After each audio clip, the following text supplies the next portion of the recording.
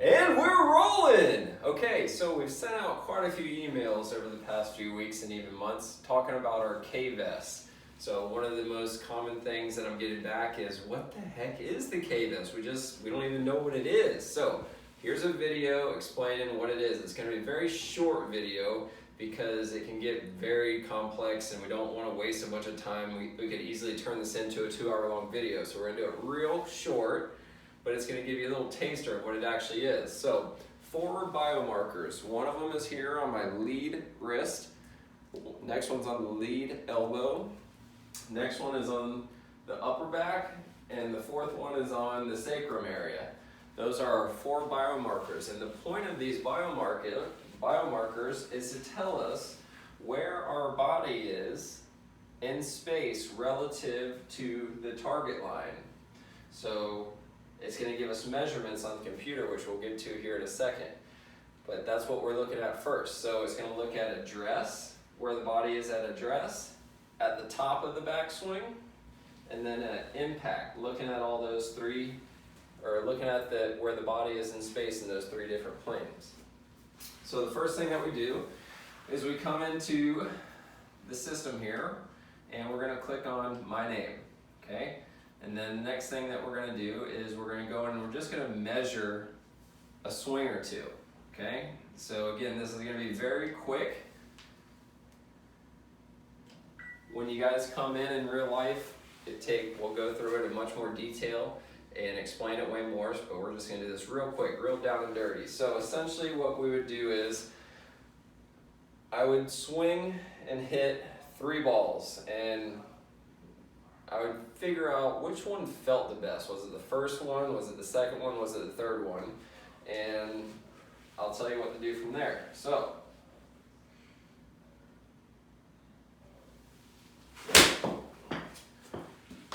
just for time's sake, we'll just imagine that I just did that 3 times, and I'll say my first one felt the best. So then we're going to come in here and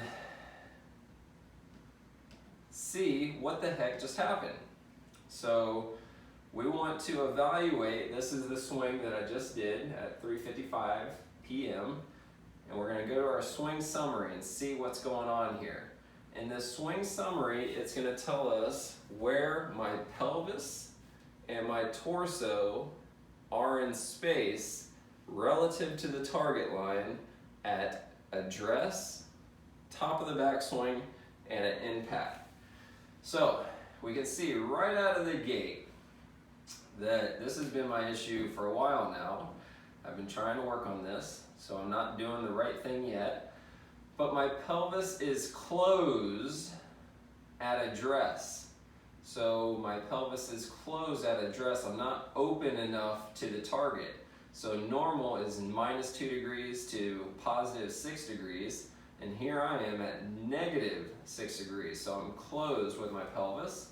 So is my upper body. So my upper body is at a +5 degrees, where normal range is 7 to 17 degrees. So right out of the gate, I'm closed at address. So what could that lead to in our ball flight? I'm essentially could be blocking myself, right? So if I'm blocking myself, then because I'm closed, it kind of makes me want to try to flip at it. Flipping at it ultimately will cause one of 2 things: the power slice, or power fade, whatever you want to call it, whatever makes you feel better about yourself. But more commonly with me is the chunk. So hit it fat. That's my biggest miss. Drives me insane, but I will hit it fat. But it's because I'm blocking myself, I'm closed. So the club face, the club head has nowhere to go but in the dirt, in the ground before the ball. So we can go through this. Again, for time's sake, we're not going to go through it all. But we would scroll through all this and just look at things. So my posture at address is good. The pelvis and the upper body is good at address. My pelvis position at the top of the backswing is also good. This is when it starts to get a little more red again. So pelvis rotation at the top of the backswing is good, but at impact, again, it's closed. It's at 22 degrees where it's supposed to be 35 to 50 degrees. So my pelvis is supposed to be way more open at impact. So again, that would cause me chunking the ball. I'm blocking myself, I'm chunking the ball, hitting it fat. Same thing, it's even worse with my upper body. So again, for time's sake, we're not gonna go through that. Let's just start with this. Rotation of my pelvis and my upper body at address. So let's fix this problem first, because a lot of times we want to fix the exciting stuff. What is my body doing at impact? Because that's where we're hitting the ball.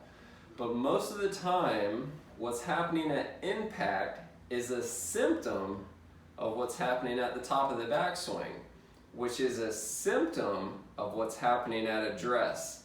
So we really have to go back to the beginning, make sure the beginning is good before the end can be good. Makes sense? I'm sure that hopefully makes sense. So the first thing we're gonna do is rotation at address. So what we're gonna do is we're gonna go home and we're gonna go to train. And I already loaded this, so rotation at address, because this is what I've been working on all day today. And we're just gonna go ahead and we're gonna launch this thing.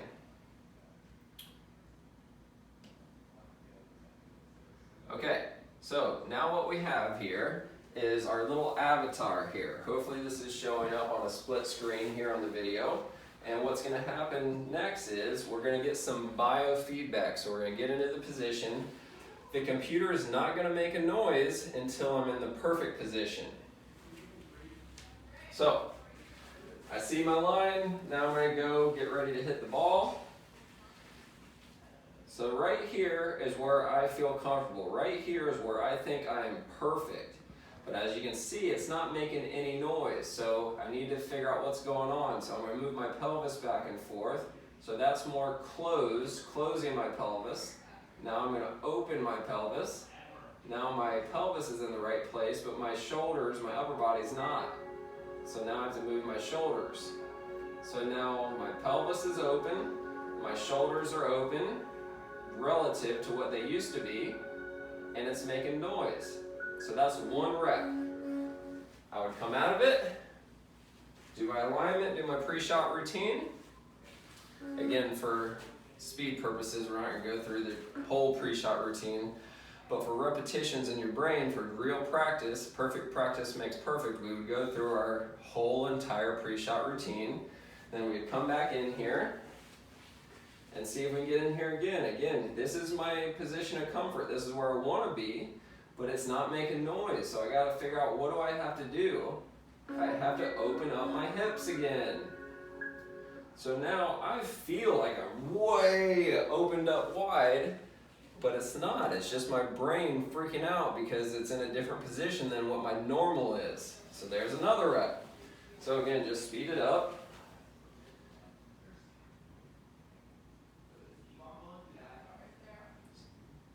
Pelvis, shoulders. Think about what that feels like. Come out of it. Back down, pelvis, shoulders. Man, that feels weird. Get out of it, shake it out, come back down. Pelvis, shoulders. Got it a little bit quicker that time, good. Come back out. Come back down, pelvis, shoulders. So now I'm starting to get a little bit quicker. So we're starting to learn a little bit. Pelvis, shoulders. Okay, I'm starting to reproduce where I'm supposed to get. Shake it out, come back down, pelvis, shoulders. Okay, shake it out, come back down, pelvis, shoulders. And that's one exercise. So now what we could do is go back and see, did that translate into anything? So we're going to measure again and see what we got. So this time I'm going to change this tile in particular to pelvis rotation at address. We could also do this one even though we didn't work on this one yet, but we could do torso rotation at address. That's the other one that I needed to work on, but for the purpose of this video, we're not going to work on it.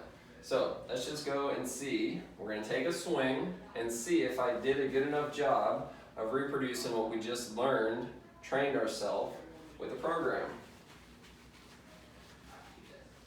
Okay, that feels about what we were training. Oh, that was nice. Woo! -4. Wasn't good enough. Better than what it was, but not good enough. So let's try it again. Because remember, we want to have -2 to +6 pelvis at address. So I'm still too closed. I'm not open enough for my pelvis. Let's try it again. That's even farther open now in my feeling. Let's see. Let's see what we got. Come on, baby. A little better. Going in the right direction. So we're at 3. We're still not where we need to be. So let's try it one more time. Let's see what we got.